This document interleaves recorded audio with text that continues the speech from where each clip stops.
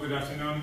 I have no idea what Pierre said because Only I see. I don't speak French, so, and I hope you will keep it for yourself. So my name is Lueth. I work for Snohetta. I've been working for Snohetta for now almost 9 years. I went to Scandinavia right after my studies in Innsbruck, and I've been in the lucky position to work on a lot of competitions.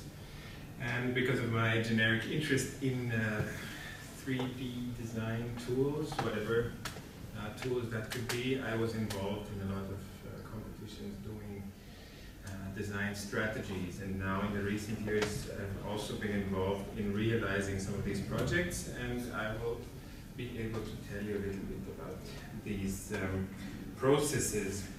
So what is Snohetta? Snohetta is actually a mountain in Norway. It's in the center of Norway. It's not the tallest mountain in Norway, but it's a mountain that is present in a lot of myths and old stories. And it's also it's a very prominent mountain because it's a bit like Mount Fuji in Japan. It's a solitary mountain, and in addition, it's right in the center, actually the center of gravity of Norway. So you could have the whole of Norway on your finger if you put your finger on Snohetta. So that's why this group of students that have just finished university that came together in 1987 named their practice after this mountain, also because some of them were actually landscape architects. So Snohetta is a collaborative of architects, interior designers, landscape architects, and graphic designers. Normally I spend a lot of time talking about why we do architecture. I will briefly tell you who we are, what we do. We do a lot of projects. I think currently we have 14 projects worldwide that are being realized. But I don't see a big point in showing all different projects. But normally I really make a point in telling you why we do our architecture, how we do it. But this time also we will spend some time in talking about how we do it. First of all, who are we? Snohetta is this group of people. This is an image or a video from the office in Oslo. And it already shows one of our main design methodologies, which is instant communication. In Oslo, there's about 80 people sitting in a large room, which was formerly a garage. It's right by the fjord. It was a garage for snowplows. So it's a big open industrial space, and all the teams sit blended within each other. So there's no formal seating order relating to the profession or to the projects. It's all mixed.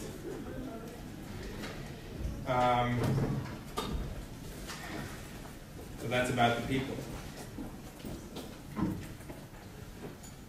So once again, what is Snohetta? Snohetta has about 150 employees worldwide. We have around 19 nationalities. We have 4 disciplines, like I told you already. We have projects all over the world, and we have offices in Oslo, New York, Innsbruck, and Los Angeles.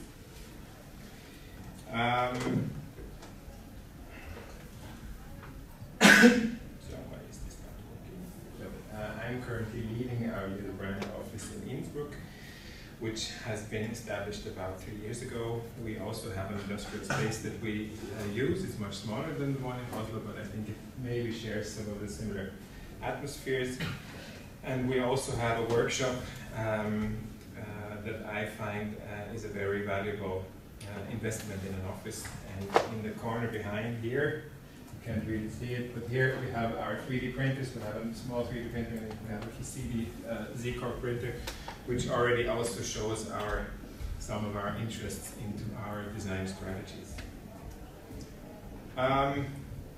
One of the main, as I already told you, one of the main interests for Snohetta is communication. In Oslo, every 2 weeks, the whole office meets up at this main staircase for a so-called Monday meeting, where the whole office is informed about whatever is going on. So from people being pregnant, getting married or divorced, to which projects have been started up, which competitions are being done, which projects have ended, how the finances are, and so here you see the office manager talking to the whole crowd in Oslo. So for us, it's very much about being very open about ourselves, but also our processes and what's going on within the office.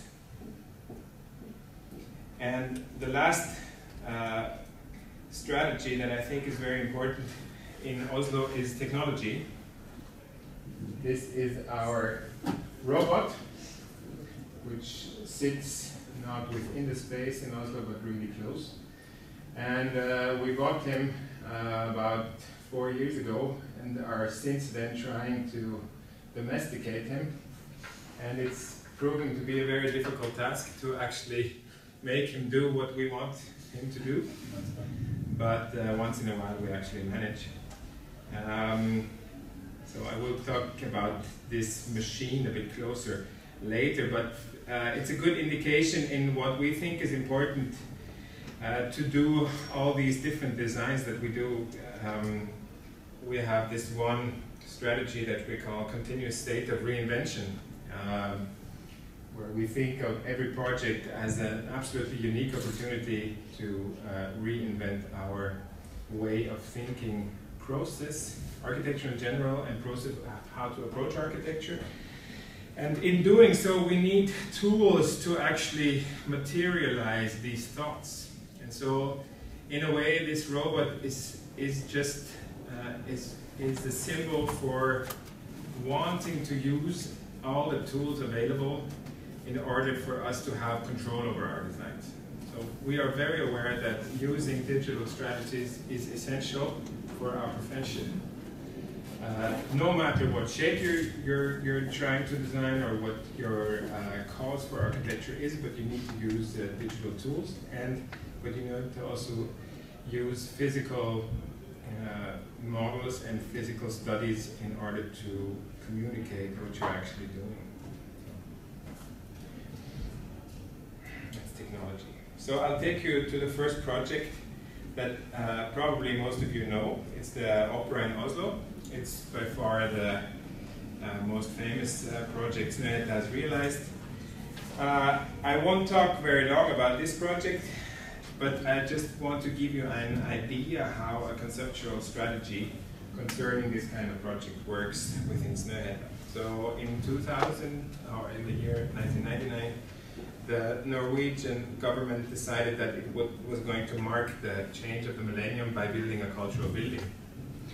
And the opera building in Oslo, the existing opera building, was not representative enough of the intentions of the Norwegian opera and ballet. So they decided to invest a sum of around 4 billion kroner, which is around €500 million, into a cultural building.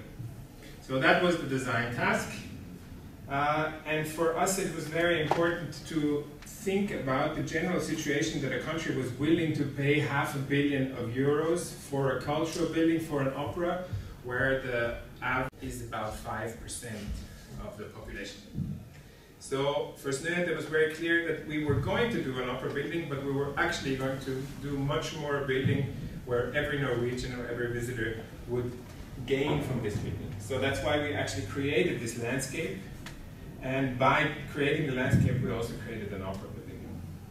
And it's very well received. This is not a special event. This is just a typical summer Sunday on the fjord in Oslo. And there are times where there are a few thousands of people on this roof, just because it's there.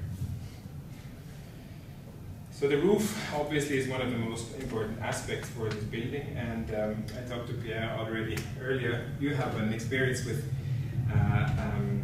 angled public surfaces at the EPFL, and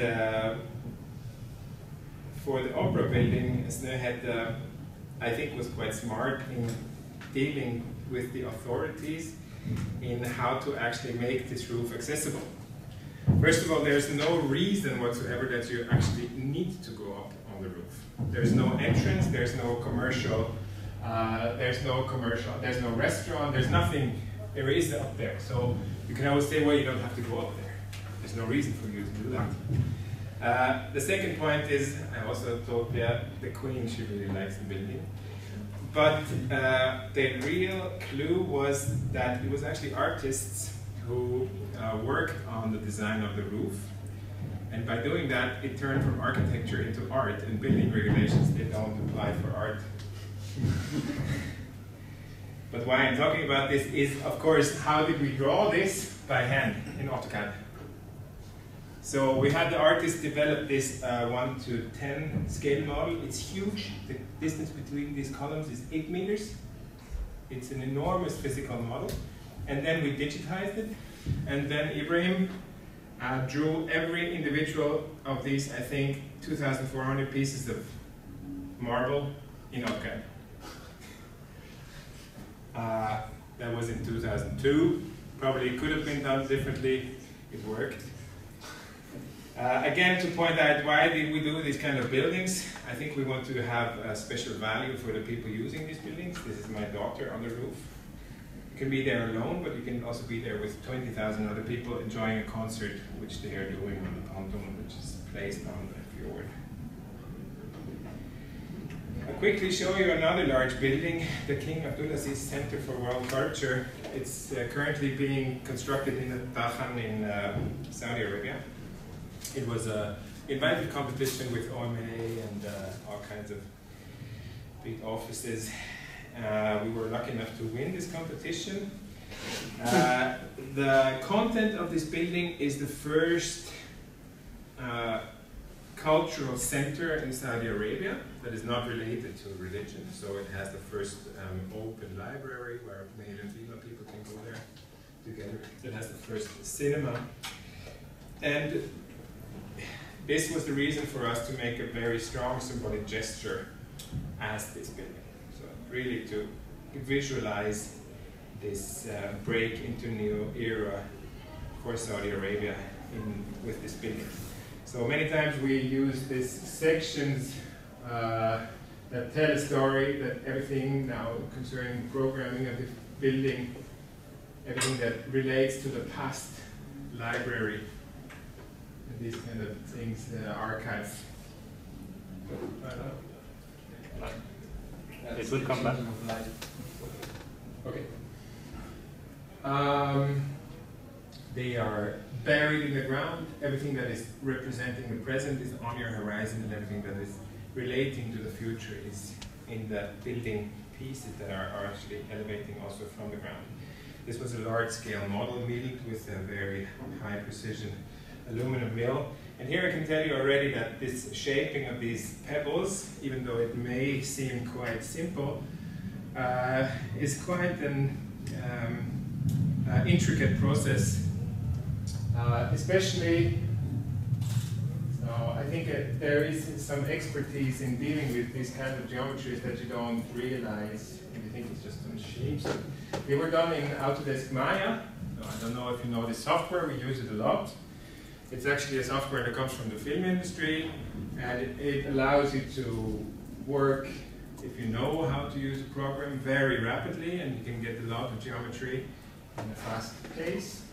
And there's a geometry model which is called subdivision modeling, where it's a sort of a lattice system that then embeds soft organic geometry, nurse geometry within that lattice system. And this allows for perfect curvature within these pebbles. And one thing that the designer of this project was very conscious about is it didn't want only concave shapes, but he wanted some convex shapes within every one of these curves, so you can see actually a slight dent in these curves here. With this kind of geometries, what's always the challenge is the cladding.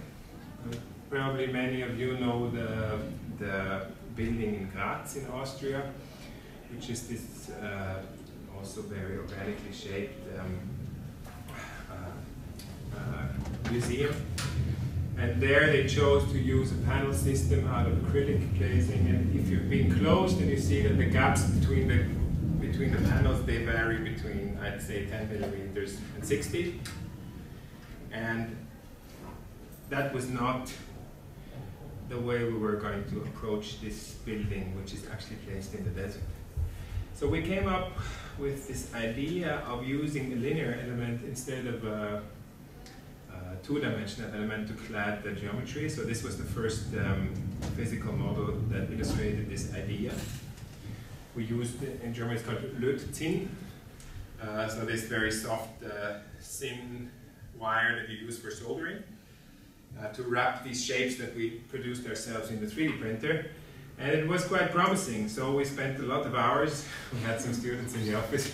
We spent really a lot of hours wrapping 3D plotted models with soldering tin. But from my point of view, and I hope you agree, these models were so promising that it was absolutely the strategy to continue. Because there's a direct relationship between the geometry of the shape and then you could almost say the fingerprint of the wrapping. The only thing that you can manipulate is your starting point and your vector, and everything then from there on is actually self-generated. So it's a geometry, it's a second layer of geometry that is inherent to that specific shape. So that was actually the most intriguing thought, that the way we wrap this geometry, or the geometry that we receive by doing it with this strategy is unique to that specific shape. So these were then renderings that were supposed to visualize this, this approach. We had then, within the tender process, we had different companies make mock-ups, and then first of all they had to, of course, draw these pipes. And what's interesting to know is that when we have openings, for example in tower, there are office areas, there we just flatten the tubes so they turn into louvers. So they keep the geometry, and from a distance you're not going to really see it quite well, but still you have a very good solar shading, but still good view from the inside out. This is a CNC tube bending machine, and we know that they existed. They use it for example, ironing boards, legs, and things like that. But now they had to build special machines for these 100mm tubes, but still the technology is there. So we knew about the technology, and but the companies now actually fabricating this facade had to really adapt this existing technology and build large machines in able to really realize this large facade. So this was the first mock-up. It's not perfect yet. There's still some kinks in the lines, but in general it showed the makeability of the strategy. And this mock-up has been placed on site for over 2.5 years, and it proved that actually there was no corrosion and things like that. So we had to have this mock-up on site very early. And this image now is not a rendering anymore. This is actually a photograph from the facades being finished. And I think it's really holding its promise. I think it will be fantastic. And this is the last visualization of that building when it's going to be finished end of next year approximately.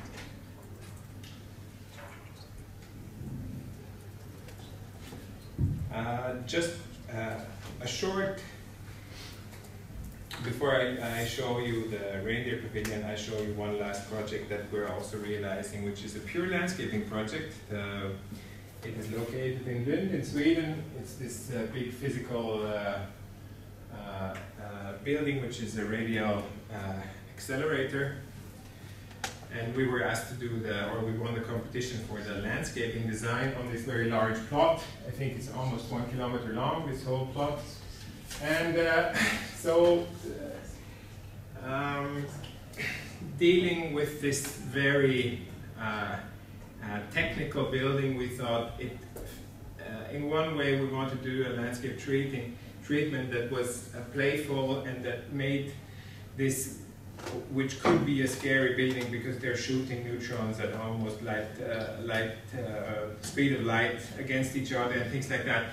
it could be scary. I mean, people could have some resentment, so we wanted to do something to get the people closer there, because it is not dangerous per se. But also we had the feeling that we were supposed to do something that had geometric, or at least apparent logic. So we used the geometry of the building, and we worked with ripples and waves to generate this ripple pattern that has a very close relationship to this very symmetric and strong formal building. And that's what we did. So we're making this big park that is made up of this geometric landscape, where we then want to invite people to spend their afternoons there. For doing this, we more and more use Grasshopper within Snohetta. So I think right now, I would say probably a quarter of the people working on projects are actually able to do their own Grasshopper definitions. And for us, it has been really the tool of choice now the last 3 years, because we feel, even though it has some mathematical complexity, it is quite approachable, and you can generate geometry quickly, and you can mess around so much that even if you don't understand exactly what you're doing, you end up with interesting results, to call it that. And then you talk to a friend and say, okay, how can I fix it and make it really do what I want to do? But it enables you to do things that were not possible just by pure modeling. And I think that's the largest benefit, and that's the main advantage of using Grasshopper now for us. What was interesting also with this Lund project is that we didn't know, but the building industry, especially maybe in Sweden, I don't know, here, but they were able to more or less load the Rhino model into their GPS of the Caterpillar. So this is the GPS system on the digging machine on site, and this is Jenny, the project manager, sitting in this big Caterpillar, and they were really taking the Rhino file, converting it to their data format, and putting it into the GPS. So that's the way they really made these large ripples in Lund. So that was quite fun, actually. Yeah, Jenny was daring enough to ask them if she could sit in the Caterpillar. All the men were super annoyed because they also wanted to do so, but they didn't dare to ask. So you can see that's the site, and you see it on the aerial view. That was last fall. I think they put the seeds now, so I think next summer it will be very close to this renderings that I showed you earlier.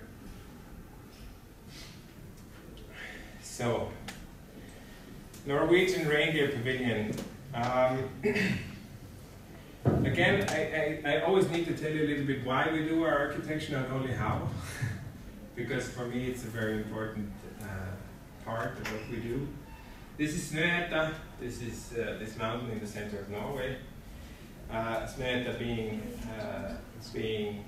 covered in a lot of old stories, mythological stories. Snohetta also being the name of our office. Once a year we go there. We have this big office event where we meet up in the middle of Norway. People come from the US, people come from Innsbruck, and then we do this hike together and spend 2 days together in the hut. So when the people who are actually driving this national park where Snohetta is embedded asked us to do a visitor center, we were of course very excited and told them of course we can do that. Building a Snohetta building right close to Snohetta. They had a clear idea of what they wanted. They wanted sort of a museum thing and showing all sorts of historical aspects of the reindeer. Well, it's the only area in Norway where you actually still have wild reindeer. All the other reindeer is domesticated in Norway.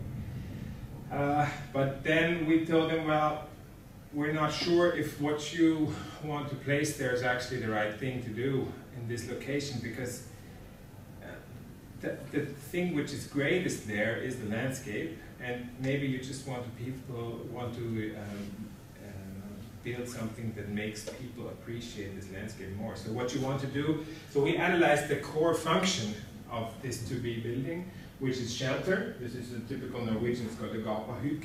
It's something that has been built for many thousands of years, this kind of simple shelter.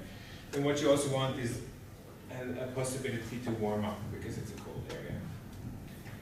Then going deeper into the analysis of this task, we spent a lot of time close to this mountain, and then we found these glacial formations that were very intriguing.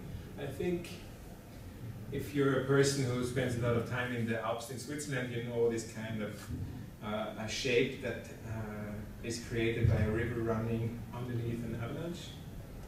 So we were very intrigued by these geometries, and then also by the cultural aspects of craft that are typical for this area.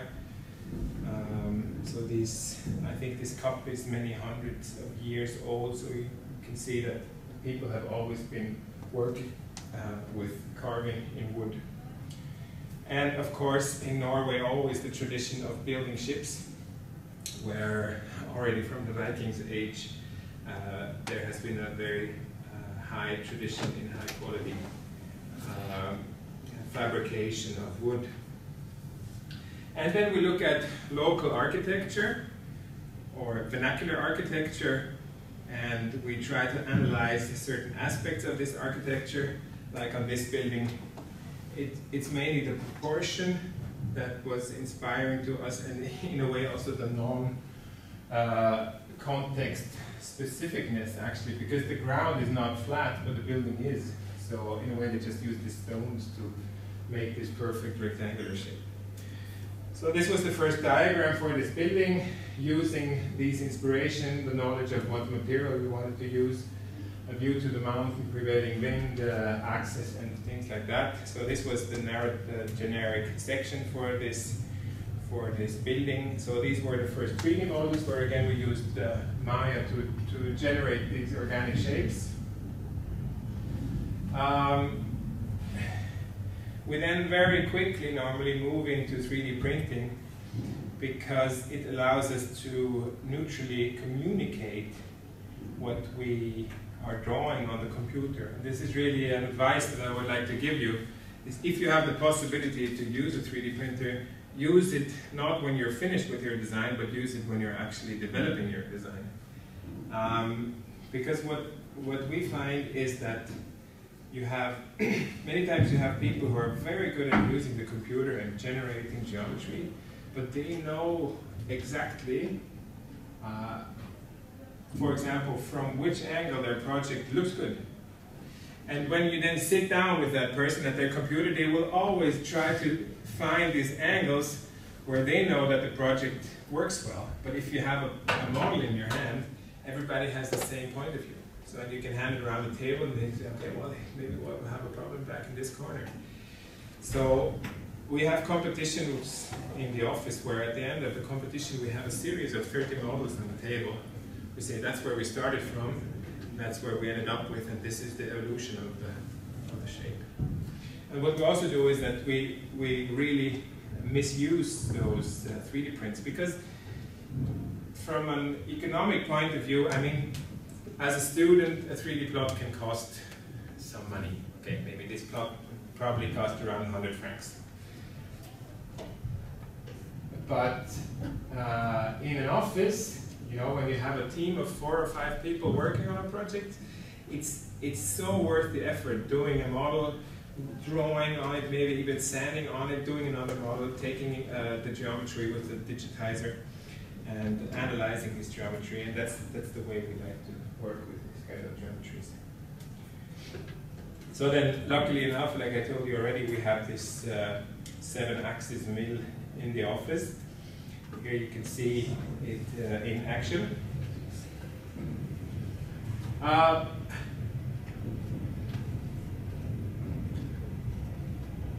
Here it made perfect sense to actually use the mill to produce this model, because it has undercuts, so you couldn't even produce it with a normal 3-axis mill. What does it mean, 7 axes? I mean, it's 6 axes on the actual robot.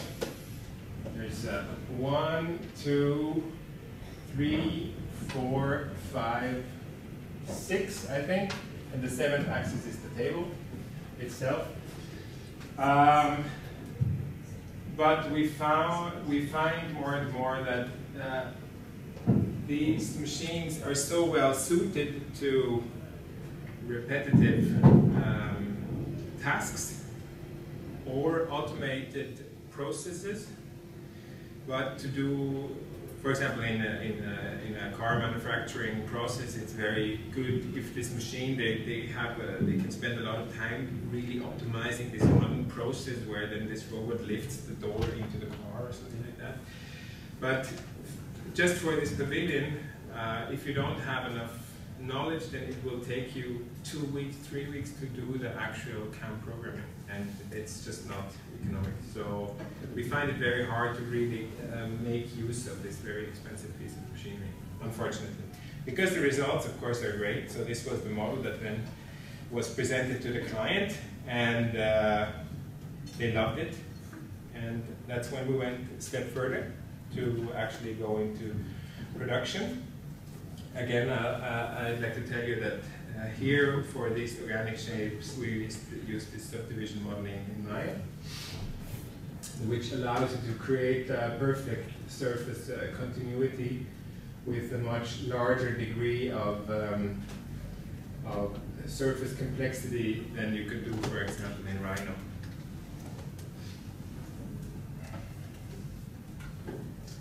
So we spent quite some time keeping this overall generousness of the shape, but also dealing with requirements. For example, creating this seating areas and amphi-like areas for collecting a large group of people. Then, after we were happy with the shaping, we took the model into Rhino, because there we had, of course, a larger amount of control over the geometry in relationship to its boundaries, so to the rest of the building. So there wouldn't have been any sense in modeling and creating production drawings of this outside shell, which is made in corten steel in Maya. So there we use Rhino. So in general, in the office, we use a lot of Rhino. For any 3D tasks that are not super specific, we use Rhino. So actually, in Oslo, there's the 3 software packages that are left are Maya for competitions and general fast design work, Rhino for general 3D work, and Revit for BIM.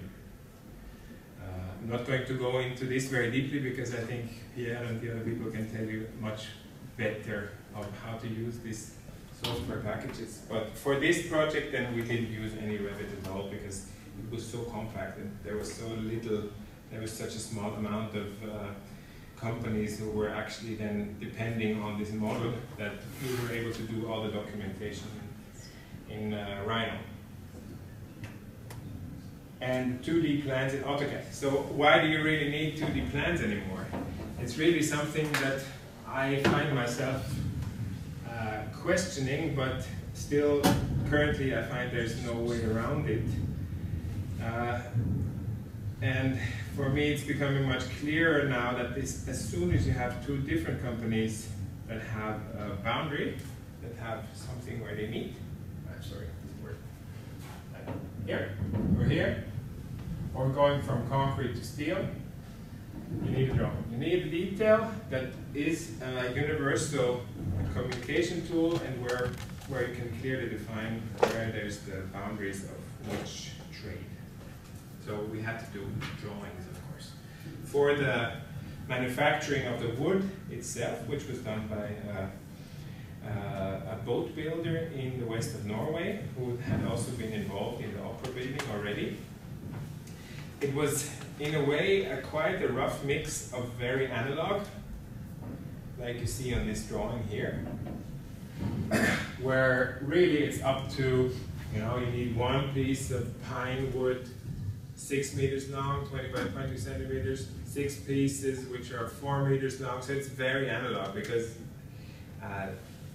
again, the project was of a rather small scale, so to produce a list was the same amount of work that really embed this logic into a much more complex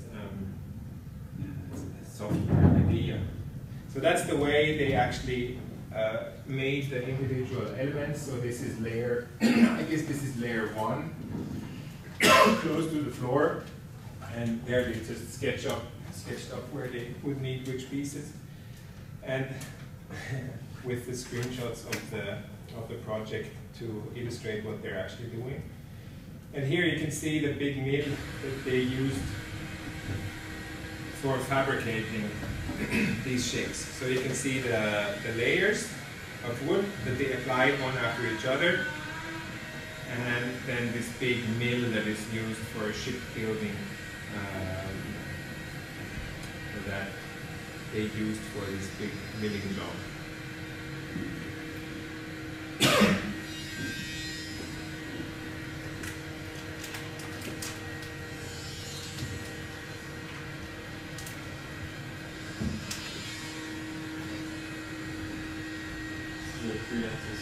It's a 3-axis, yeah. The way they did it is actually they built up layer for layer and then milled this layer. So that's what you see, it's already finished down here, and then they glued the next layer and then milled this next layer. It's a portable, a big portable mill. So you can see in this next image that so they milled it up to here. Sorry, I'm not used to see my mouse. Milled it up to here.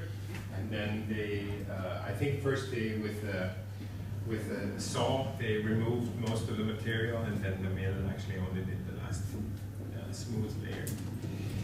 What I really like about this specific project is that, in a way, of course the shaping, so the files from our 3D, they are perfect. I mean, the continuity and everything is flawless. You have to, I mean, just generically because it is like that, not because we did such a good job, but the continuity is there. But because the material is wood, as soon as you mill, or 10 minutes after, because the wood then gets exposed to the air, it starts to deform, and it then is not as perfect as your intention, which is good because it's a natural material. So this shape in fabricated in Covion or something like that, for me personally, would be much too slick. But because it's in wood, it has its own life. Actually, you can get a splinter in your bottom if you move around too much on the bench. But it's good because then you're close to this element. I think so. So just to finish the process, the concrete slab was poured on site manually. Then the steel work is actually quite simple. It's just a very simple corten steel cladding. I think it's one of Norway's nicest construction sites, looking over to Snohetta. So this is, in a way, in German it's a Filzfeier. What's it called? You know it? When the building shell is finished. It's only a single glazing because, of course, there's no there's no point in having this as an insulated space. It's just a shelter. So, and I think the detailing of this glazing is quite nice to because there's very high wind pressure here. It was enough to make this little mullion only cantilevering from below. And then the big wooden structure was delivered with a truck. This is a bit of a disappointment to many people when they see that because they think it's so remote in the middle of Norway. Actually, there is a little gravel road that leads to this spot here. Again, the workers on site already enjoying enjoying the pavilion at its best, and the finished interior. So I think here you can see what I was talking about, the imperfections that are then come because it's a natural material. And I think they give the whole building this quality that it has. What about the global deformation? Not so much of a big deal. No? No, because you can see down here that there's actually some gaps, and so we allowed for some deformation. Yes. And the wood itself is connected with wooden pins, so there's actually no screws within. So there is the tolerances within, so the individual pieces of wood can move. You have the wide tolerance with the steel case. But there's a gap on the Yes. top that allows for deformation. Yeah. Mm-hmm. And in longitudinal direction, it's not a problem, but in the vertical, Yes. there is a gap. The warping. Because I think because the two pieces are also split here, it's also not so problematic, the warping. This detail is actually the only detail about the building that I dislike, is the door. I think there should have been a better solution, so that's why the slide always jumps automatically. No, but I can share this, so I think the door could have been done in much a more I'm sorry? Integrated way, yeah. So I really don't agree with this solution, but what can you do? So this is obviously the sequence that normally runs automatically. I think don't think there's so much more to say. So the building works perfectly for what it's for its intention. This is the whole office collected within this one pavilion. So it fits around 100 people inside this small space, and it's a really cozy space when you're there. I think due to the smell of the wood and due to the protectiveness in its location. So Pierre told me maybe 20 to 30 minutes I should be talking. I'm now have been talking for 40 minutes, but I still really want to give you the opportunity to ask me questions, because I hope that you have some questions. Thank you.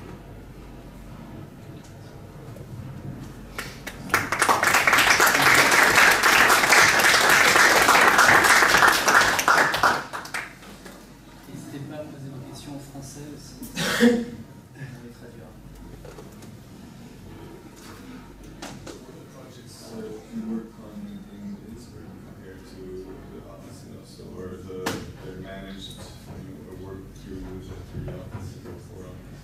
Well, the point of establishing an office in Innsbruck was to get closer to the German-speaking market, because Kjetil Thorsen, the main owner, he studied in Graz and he has been teaching as a professor in Innsbruck, so he has a close relationship to Austria. And but from Norway, it proved to be very difficult to get into this market. And then in 2012, we won this project for Swarovski in Wattens, and that was the main initiator for actually starting this office. So we're now working on building these buildings, but also trying to acquire more work in the German-speaking area. So we're doing our own projects, and whenever it seems fruitful or necessary, when we can fill in with some special knowledge, then we'll work together with us. Could you tell us to what extent you integrate fabrication within the design conception in such a project? Because for instance, were you aware of the undercuts that were feasible with the milling machine? Because you have cantilever. Yep. So with the machine, you need an undercut. So was that integrated? Do you into the design? Yes. Do you know already of the machine that would be used? I think we were aware of the possibilities and of the limitations. But I think the way it worked was, so in this specific matter, I think the two parts of the pavilion were flipped. So the ceiling was done on its back. But in the model, it was done with an undercut, like you saw that the mill was coming from below. So it was manufactured in two parts. it was manufactured. You can actually see that on the images also of the truck. I think the seam is here. Here. Pause. How do you pause? It's here. It's base. No, but there's an undercut here already. I'm not 100% sure. But there's a little story that is actually quite unfortunate connected to this pavilion. The company Dugvog, who did the milling, we didn't know about it. They were already in a difficult economic situation, and they really wanted to do this project, so they came in with a really low price, and they broke their back. They actually had to shut down after doing the pavilion. Yes. And in general, that's something that we experience, not that companies go broke after the work. but That's the joke, yeah. You're not a company breaker.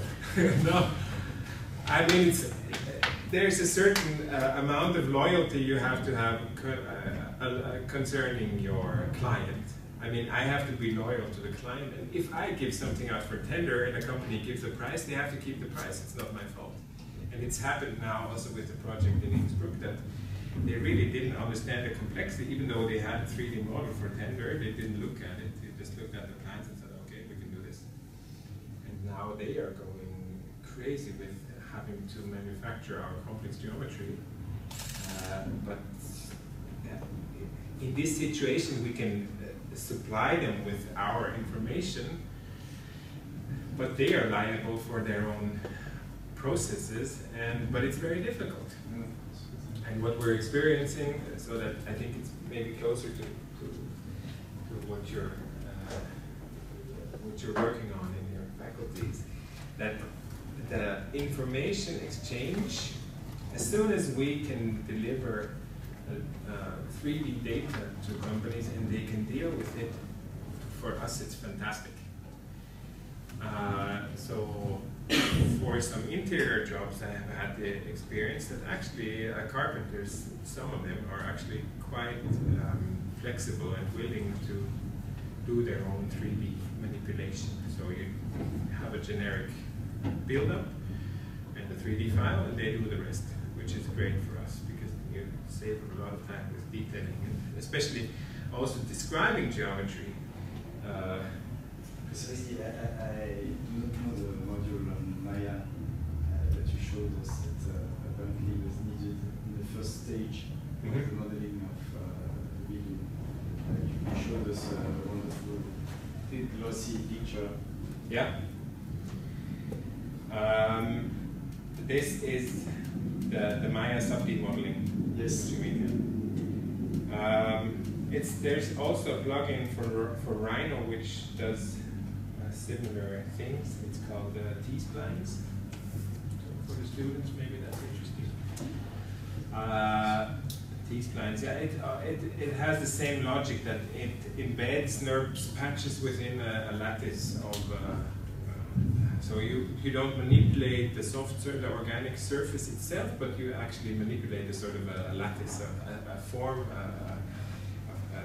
a framework for within where the geometry then is being generated.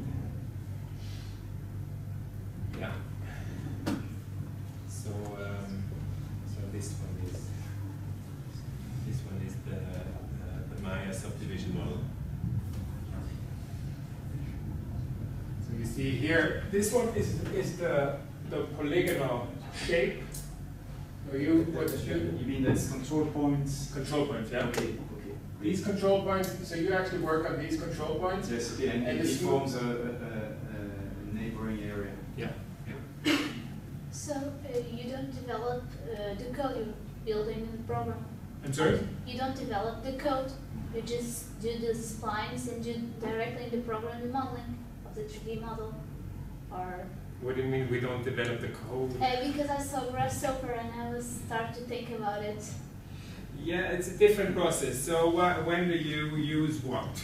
That's it. I think it's an important thing as a student, but also to know. So for example, we use Grasshopper when the geometry that we create is rule-based. Okay.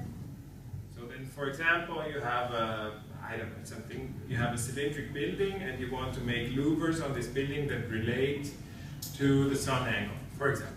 Okay. Then in Grasshopper you can generate and combine the rules that generate this geometry, and then you can manipulate these rules and then the geometry will follow.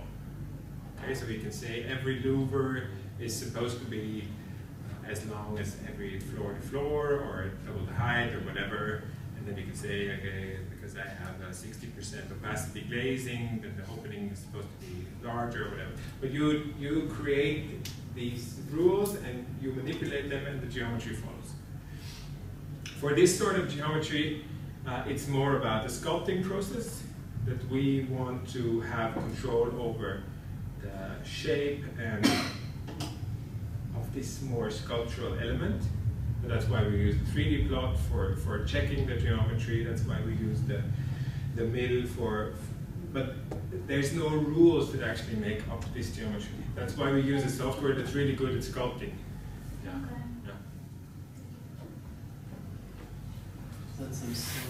That's very interesting to see, to compare like which kind of geometry you're using to do your early modeling stages, versus the construction of fabrication materials you're aiming to use. For the students who are in the teaching units, you can relate to the first presentations I saw you to other projects, like the Louis Vuitton Foundation, for example, with a glazing facade.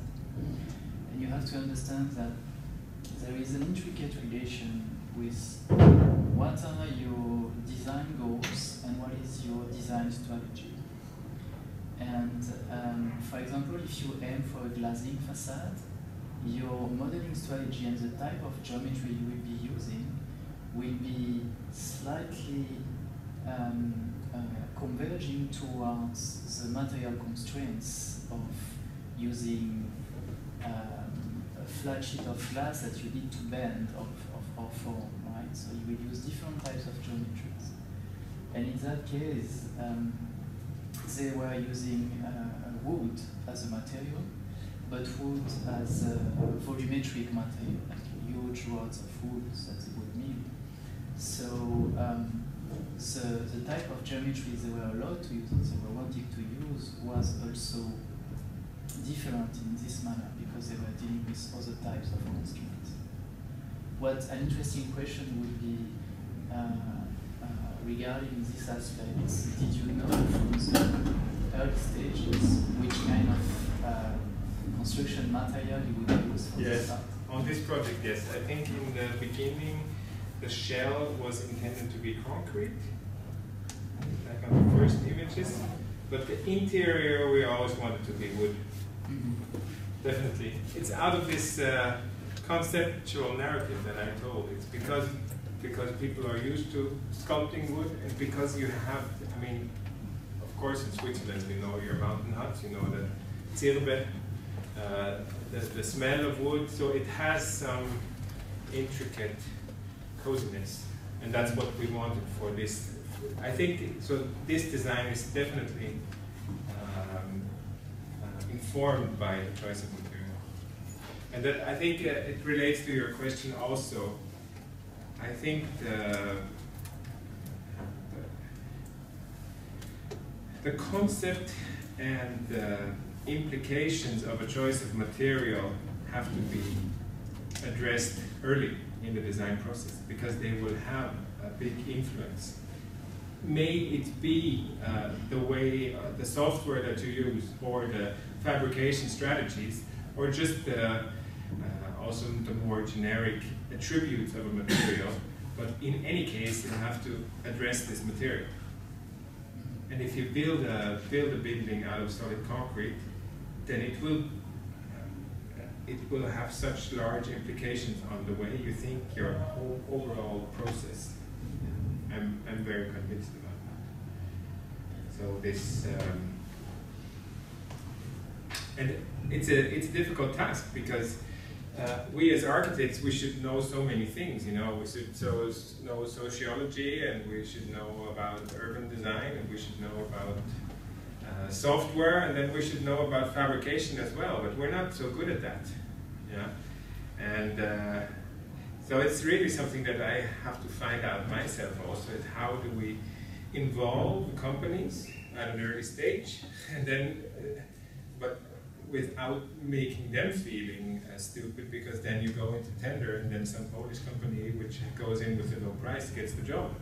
But it's also something tricky. You know, sometimes I have a bad feeling of calling a company up and then, can you help me with this design? Because then I know that they're going to be too expensive anyway. So it's really, it's a challenge. Yeah. Yeah. And liability also, I think, is we're discovering now, because if you take your drawings and say, okay, they're ready for production, don't worry, then they don't worry either, because then the liability ends up on your side. So that's a big problem. It's a big issue in the fully digital chain. Yeah. That's one of the purposes where many people in the industry ask the subcontractor to redraw the object from scratch, because then it becomes their responsibility. Yeah. And then there's the big risk of information loss to us. I mean, many times that we find out months after they've started their redrawing process that they didn't understand many aspects of what was so relevant to the project.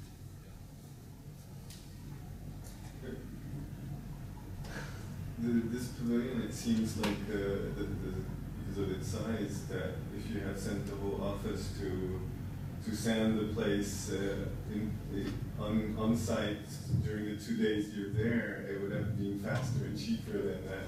You know what? This pavilion was actually quite low in price. It's something like $300,000. So no, but probably it would have been more fun also. It was not. I think it's cultural. It's not like the facade in San Francisco you're doing.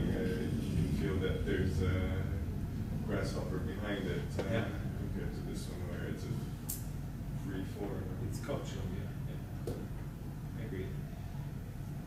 So yeah, in a way, like you say, it could have been fun to do it manually, but I mean, we've been asked to rebuild it many times now because it's very popular. We find it on the internet from hotels on their advertising with our pavilion and with the I'm sorry, when you get the picture. And we find, but we're very reluctant to. We're not going to do the same pavilion again, we just don't do that. But we're building one more pavilion in France, in a vineyard, where the client showed great interest and was willing to really do a new process, but the result will be similar. It will be triangular, we're using oak wood, and we're using a concrete shell. So it's maybe it's number 2 of a series, but every one of them has to be different and specific. So that's very important to us. As you know, in our laboratory, we use solid. We are putting a lot of effort in exploring its possibilities. Yes. For architecture. And one of the main reasons we do that is because it promises full association between the documents of a project, from the modeling till the fabrication, the same software. You showed us using many softwares at each stage. And it's an interesting thing that you have to change software because it kind of adds to the design process. The building changes. Even at the end when you say that the wood is moving and something that you didn't really control is another stage of modeling of building. But on the other hand, it's difficult because you have to, you risk losing information and you have to add a lot of energy in translating the one step to the other.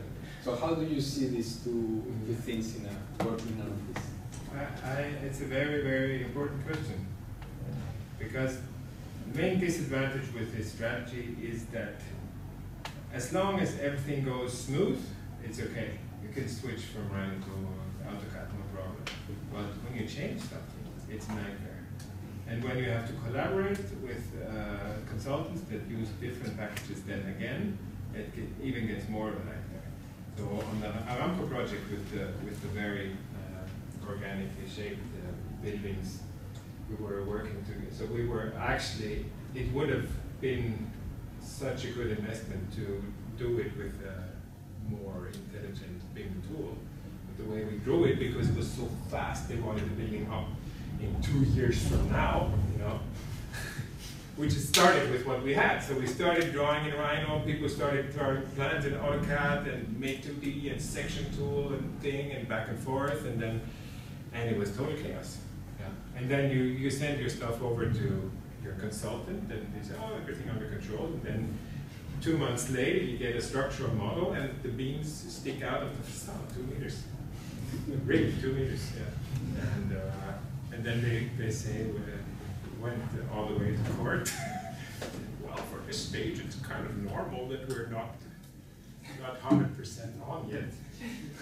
So it's a problem, and especially concerning size of projects. But then on the other hand, you know, for this Aramco building, $3 billion building,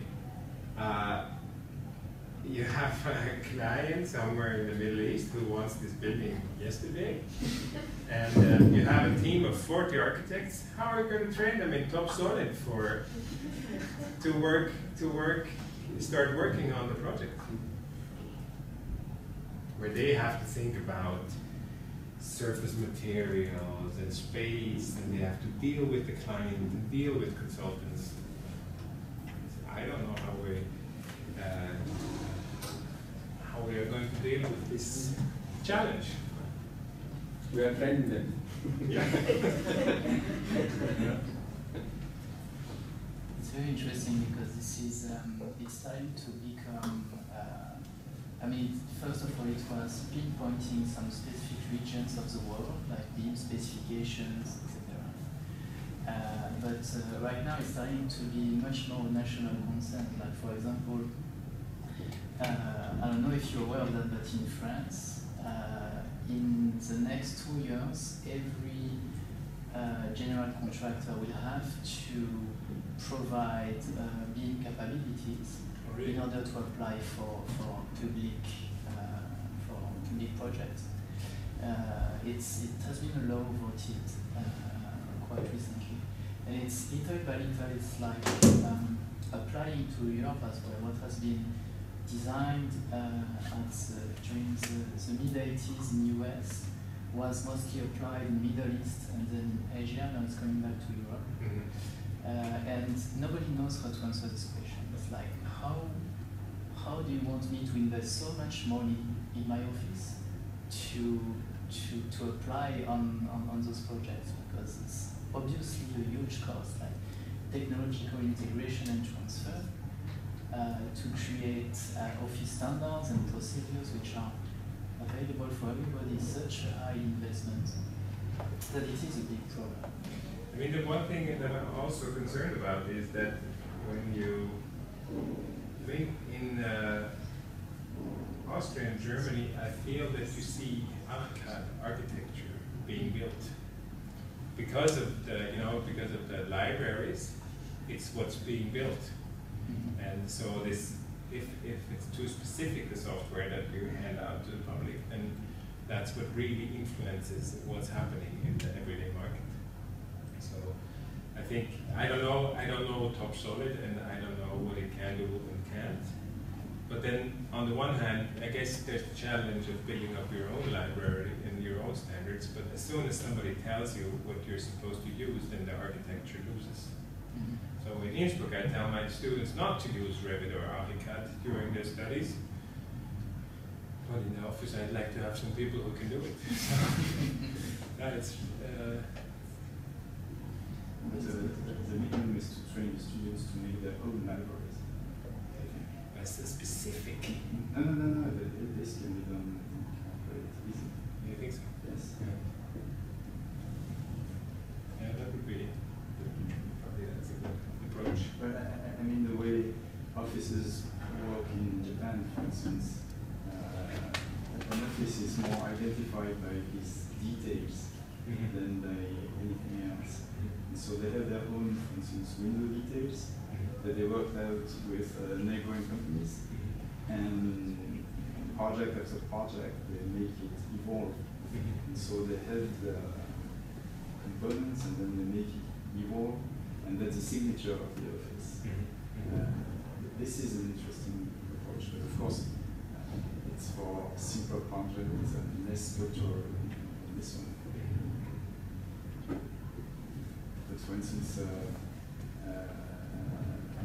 the idea could be to create a whole variety of those pavilion for a chain of sauna, for instance,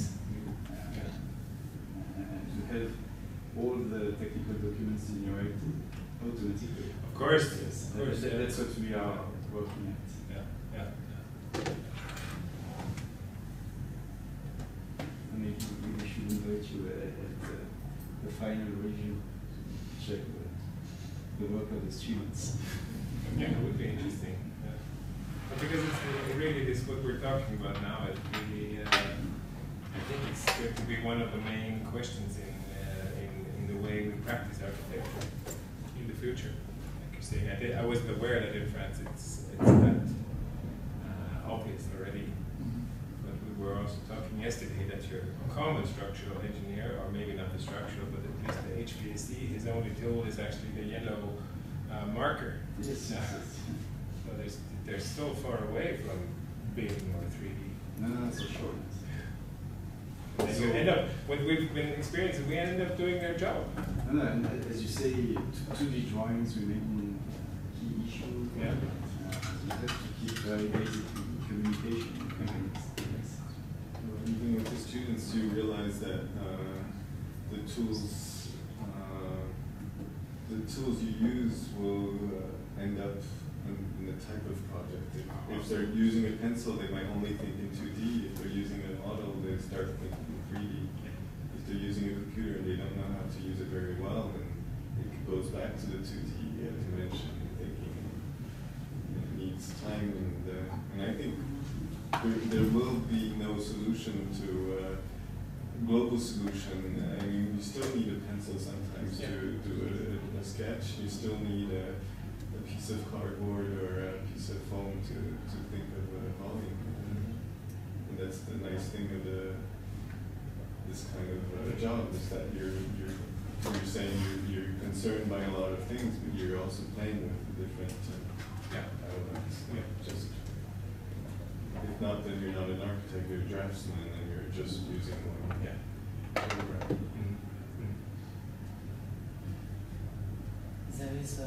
There is one thing I want to ask you since the beginning. It's I mean I thought again about it when I saw the 2D section, the 2D drawing you showed. Perhaps you can show it again. I think it's related to, it's more a general question about the design strategies you have at Snohetta. Yeah, this one. It's when you are either at early pre-schematic or schematic design phases, you already think about the differentiation of the different parts of your project. Is it because, I mean, it's obvious here because it's a small project. We have identified systems, identified technologies and geometries, like the roofs, the wood interior part, the glazing, the slab. Is it already the way you divide the different parts of your project as an assembly or something else? You might want to call it something else.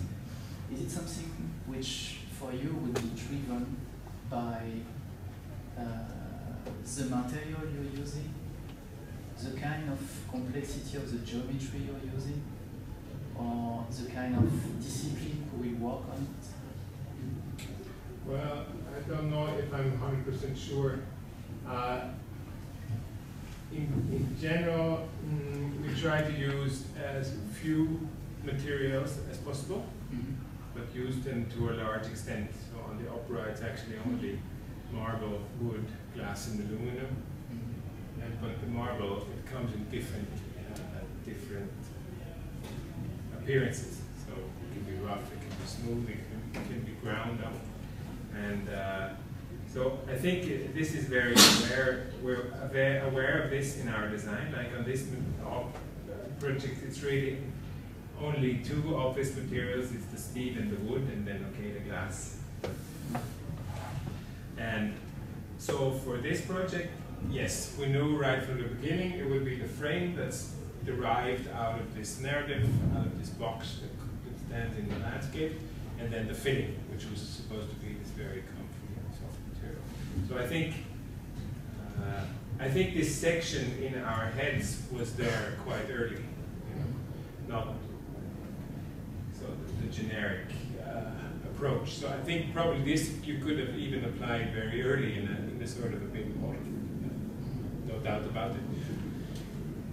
But the way I understand that from Grasshopper is that you have to take decisions already early also. For example, here on this pavilion, all the beams are linear in one row, parallel to each other, stacked.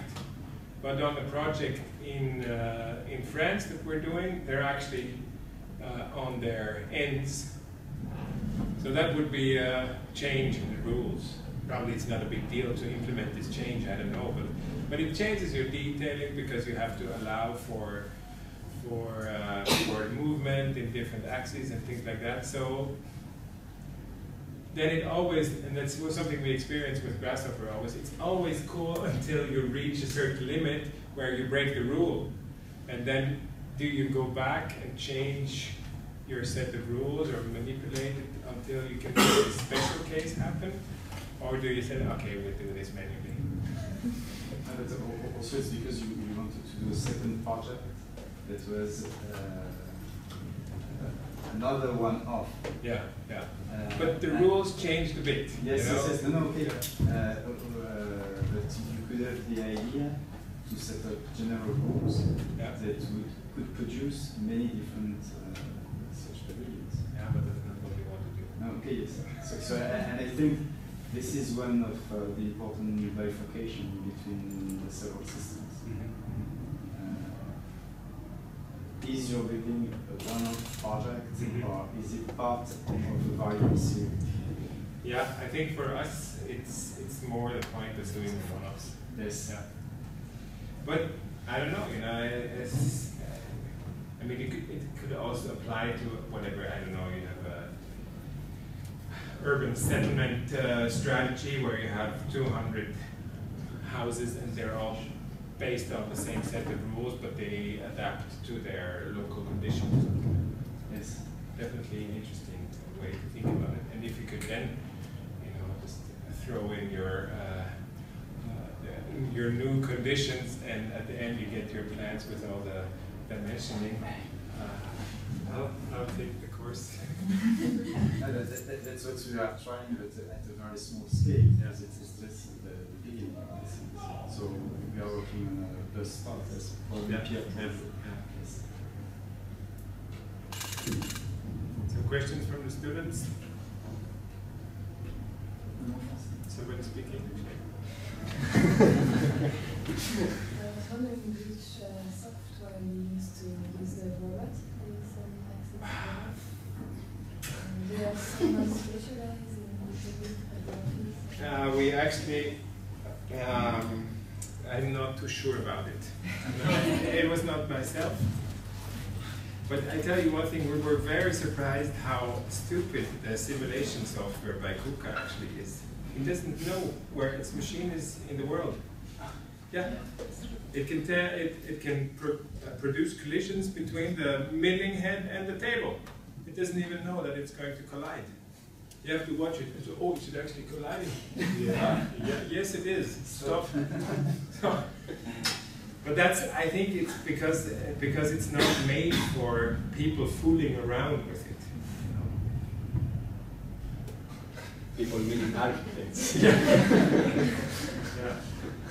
So, but I know that there's plugins that you can drive it straight from Grasshopper now. Yeah. Yes.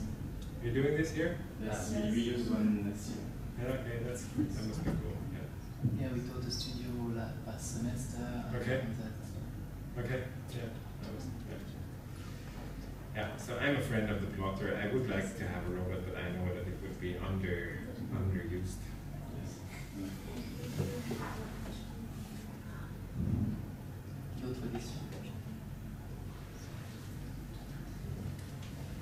Yes, to repeat the pavilion in different places of the world, you will still keep the analysis at the beginning of the process, yes, and make something like more symbolic of your process design, or you will have something.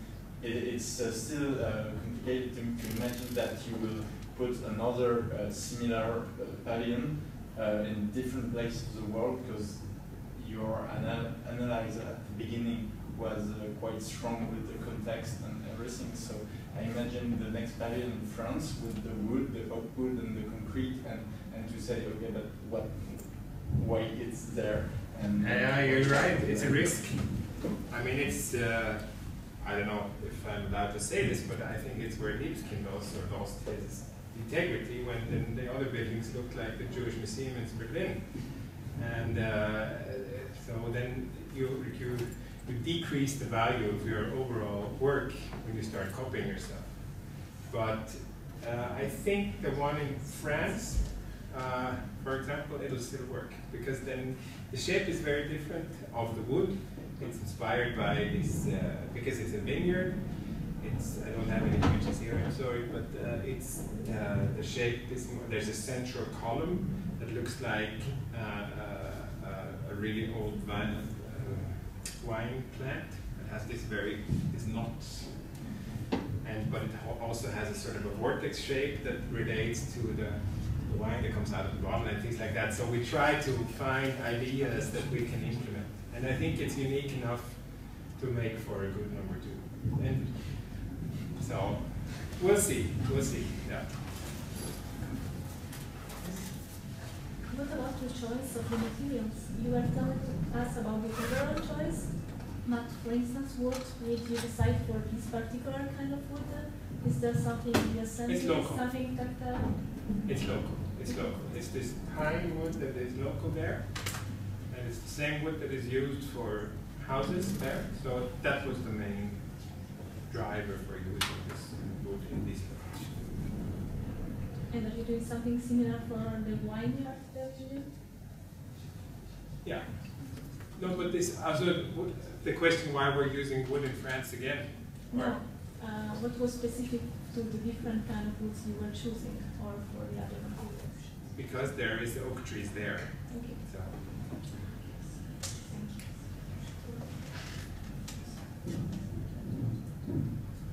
Okay. Thank you very much.